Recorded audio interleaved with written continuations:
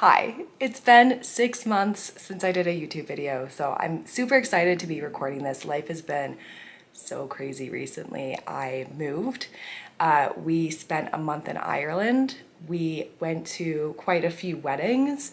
I finished my master's degree, so I'm graduated and I officially have my master's in nutrition and food science.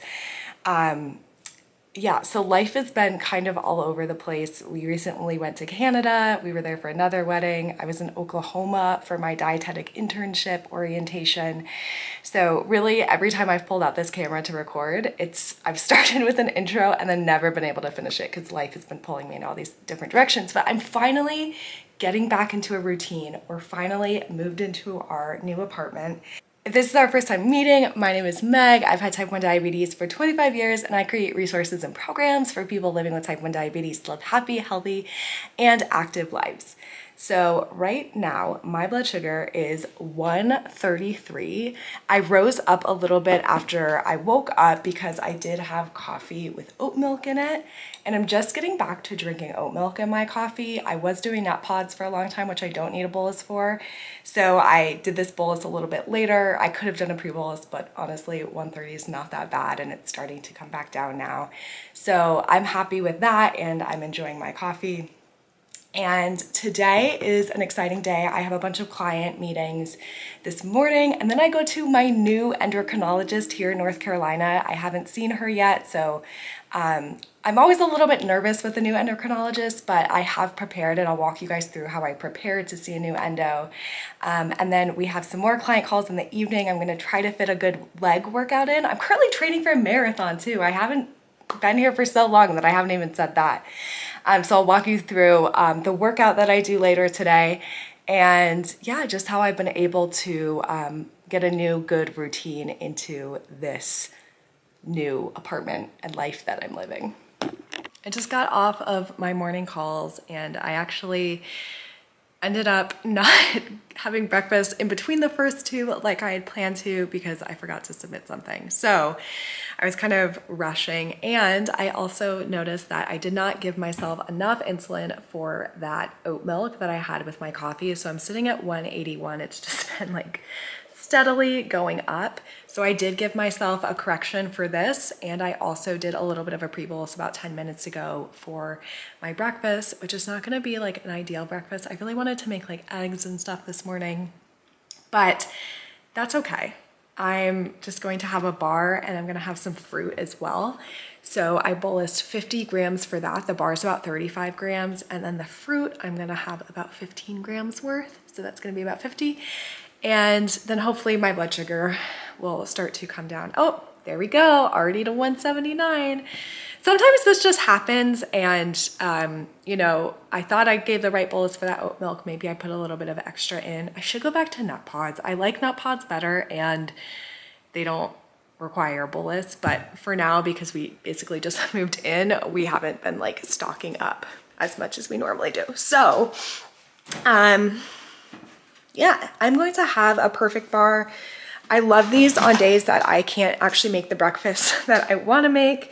I don't advocate eating bars as a replacement for a meal ever, but sometimes I do it and it's real life. These have protein, fat, carbs, and fiber in them, so I feel pretty good about the nutrients. And then I had pair it with some berries just to give myself a little bit of, where are the berries?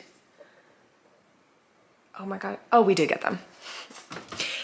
Just to get a little bit of extra fiber and micronutrients and yeah, so that's what I'm gonna have. And then back to work, yay.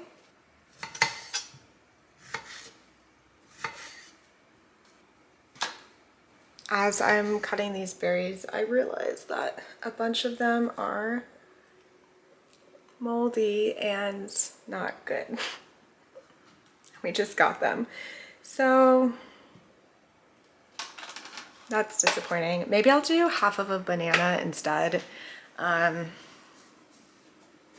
disappointing. I really wanted these berries, but it's okay. And that will still help me get to my 15 grams that I needed to. All right, so here we go. We got half a banana, a few of the good strawberries, and a bar, and then I'm gonna head back and work for a few hours. And then, yeah, get ready for the endo appointment, which I don't know. I'm never nervous to go to the endo. Like, I know I'm, you know, good with my blood sugars. I don't usually have any issues like that anymore. I used to, but it's just like having someone new that you're seeing, you just like don't know what to expect. So I don't know if it's nerves as much as just like anticipation for, is this going to be an endo that I really love? Because I've never had an endo that like I really got on with. And so I'm hoping it is. And maybe that's what I'm excited for, the potential of that. But it's also just having to go through everything and introduce myself to a new person that, I don't know. Again, it's not nerves. It's just like, I don't know what to expect.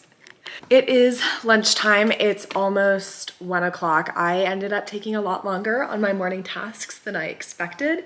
That stressed me out a bit. My blood sugar is coming down. It's at 128, so it didn't make it all the way down to my target in the last like 4 hours, which I would have wanted. So I definitely am experiencing some insulin resistance today. That could be because my period's right around the corner. Could be just because I feel like work right now has a lot going on. I actually started my own business since the last time I created a YouTube video. So that's been very fun, but also very stressful. So definitely some stress could have led to those slightly more stubborn blood sugars. But regardless, it is lunchtime and I am going to eat. So one of my favorite things to do is to cook meals on, you know, for dinner and then have the leftovers the next day. We made a casserole, a mushroom, rice, and green bean casserole last night, and we got like, my husband took one too. So we got a total of 4 extra meals out of that, and then the 2. So we had 8 meals out of this one casserole. And I love doing leftovers because it also gives me like a second chance at the bolus if I didn't totally nail it the first time. I did do pretty well with the bolus last night with this. I bolus 45 grams. So I'm gonna do around that same again. I do have some insulin on board from my corrections, which I might not need all of. I'm gonna bolus for 35 grams. Because I also know that I'm gonna be like moving around, getting ready to go to my endo appointment. So I'm gonna do 35 grams for this kind of rice-based dish, and then we'll see what happens. Just finished up my lunch and my blood sugar is 106. So I am glad that I backed up a little bit on that bolus. Just because I knew that my sugar was still coming down from some of that correction, and I just didn't want to give too much at once with me kind of moving around for the next hour or two getting ready for my endo appointment. But I did just want to walk through how I prep to go see a new endo, and I do this anyway, like a mini version when I go to see a endo that I've seen before, but especially for a new endo, sometimes you walk in there and you're like, they're like, do you have any questions or anything like that? And you just kind of freeze and you're like, I think I'm good. But then you realize that you maybe did have something. So I like to write things down either in the note section of your phone. I'm like a handwritten person, so I have my notebook here. But either in the note section of your phone, or I am kind of a handwritten person, so I have my notebook here. And I just wrote down like anything that I'm wondering about. So like, for example, I wrote down like the one thing that I have a question about is like whether she would ever prescribe fiasp. Fiasp is FDA approved for the Omnipod 5. I don't think I need it because like I have pretty good control without it. But I'm just curious in trying it out and seeing if it's something that works and makes bolusing a little bit easier. But I'm curious her recommendation around it, just because I know it can crystallize because of some of the added stuff in it. We'll go more into fiasp. If you guys have questions, just drop them in the comments and I'll try to get to them about fiasp. However, that being said, the biggest thing when going to see a new endo that I make sure to have is all of my prescriptions that I want to be sure get through written down. So not only like my classic ones like Omnipod 5, the Humalog vials, as well as Dexcom transmitter and sensor, but also I want to make sure that like I have enough backup things like pens, long-lasting pens, pen needles, glucagon, test strips, just in case any of those other things go wrong, just so that she has them on file. Sometimes they come directly with the referral from the other endo, but One time I did go to a new endo. I've switched endos like 5 times in the past like 10 years. So one time I did go to a new one and she had none of the old prescription stuff. And for that like year that I was with her, I was like, oh wait, and can we add this too? So just doing it all at once for me just like feels a lot easier. And then I'm able to be nice and stocked up on that. So anything like that, that's just kind of like what I write down. Again, it can be in your phone or on a piece of paper, just so when you get there and you're kind of like not thinking, you know, about it, you have things that you have thought about prior. So just being a little bit proactive in terms of like what I may need from them.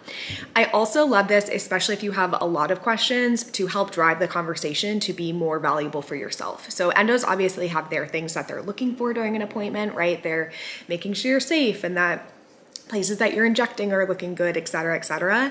But also having questions that are going to help you be better at your management can be really effective, whether they're better suited for your endo or your educator, right? But in general, just having those questions written out so that when they do ask you, you can help drive the conversation and really make it a valuable experience for yourself as well. Okay, I'm excited now.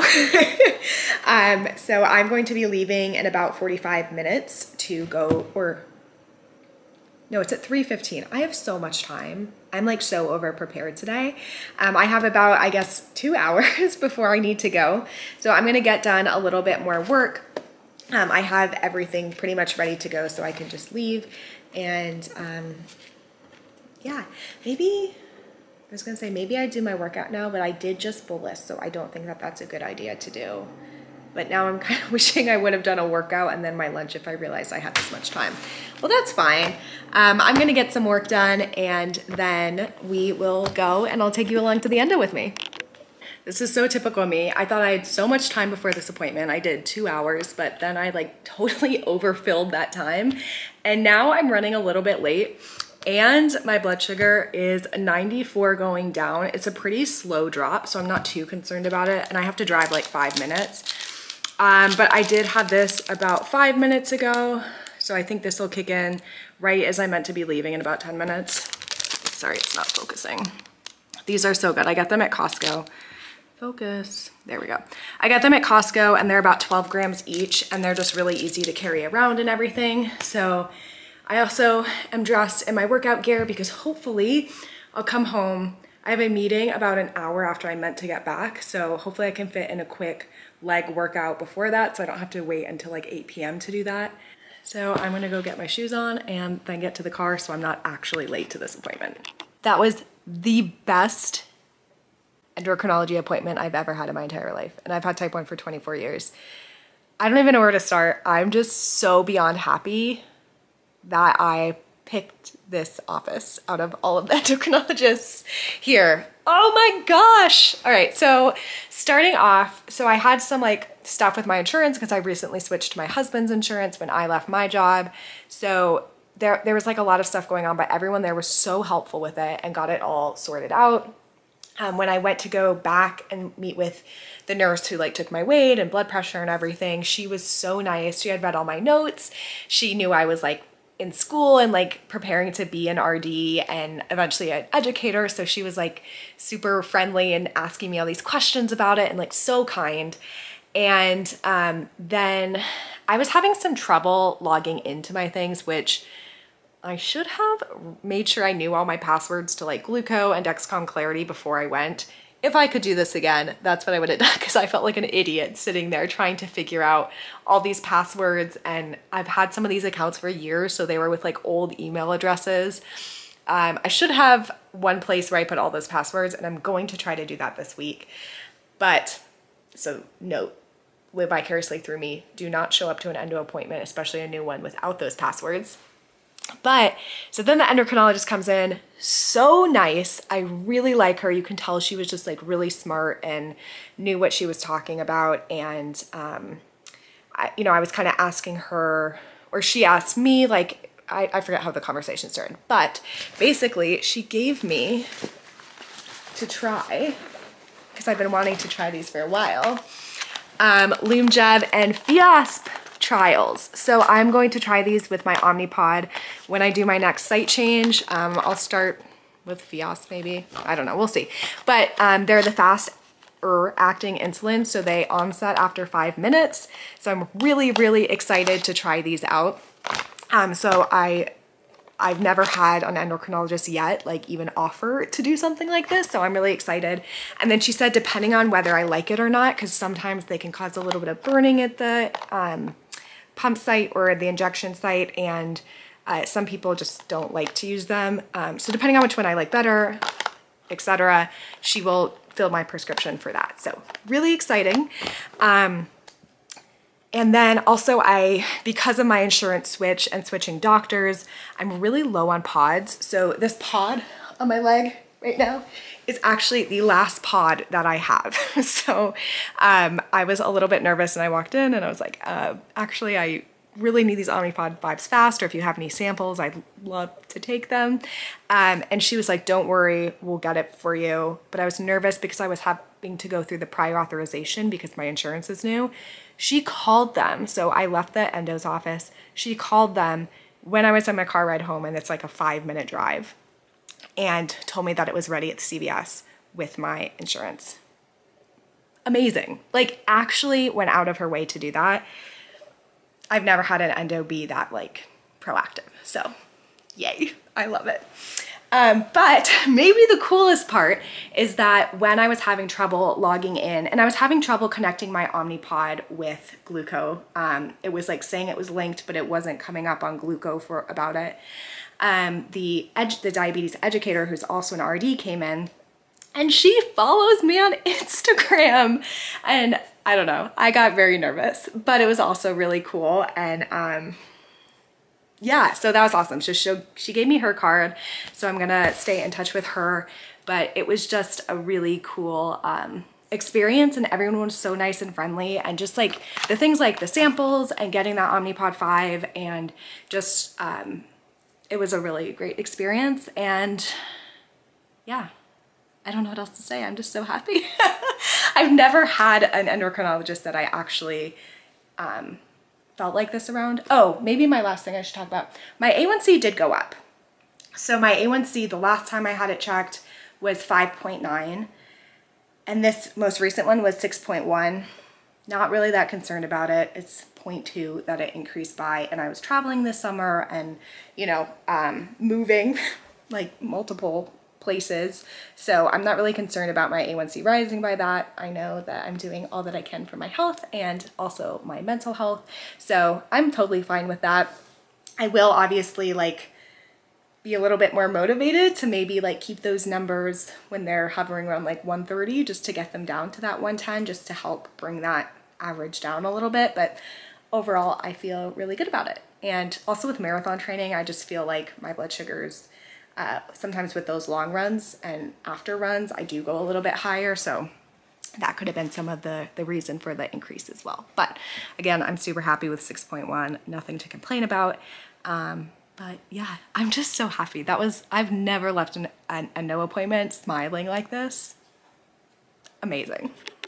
But now, what time is it? It is 4:48. My blood sugar is 128, perfect. I've had activity mode on for about 10 minutes. I'm about to do a quick legs workout, so maybe a 30-minute workout, because I have a call at 5:30, which I need to start now so that I have a little bit of time to get myself together after this.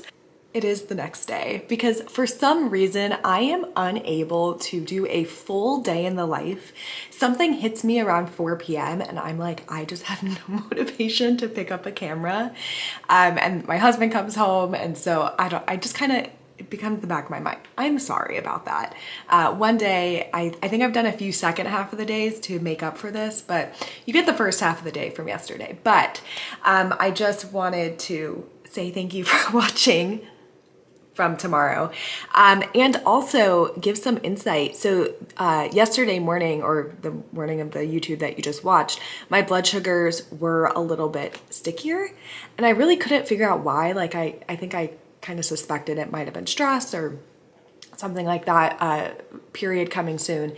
It actually ended up being I had a UTI. So fortunately, like I have antibiotics with me. I get UTIs about once a year and they usually come right after I travel. And I just got back from like a 10-day trip. So that is definitely what happened and why my blood sugars were feeling a little bit stickier yesterday. So I'm on antibiotics. My blood sugars are behaving a lot better already today. But just to fill in that gap that I was a little bit curious about yesterday morning. So yay, awesome. Thank you for watching. Please be sure to like this video, subscribe to my channel. I really appreciate the support. And now that I'm back on YouTube, what do you guys want to see from me? What kind of videos do you want me to see? Let me know in the comments and I will be sure to be filming some more.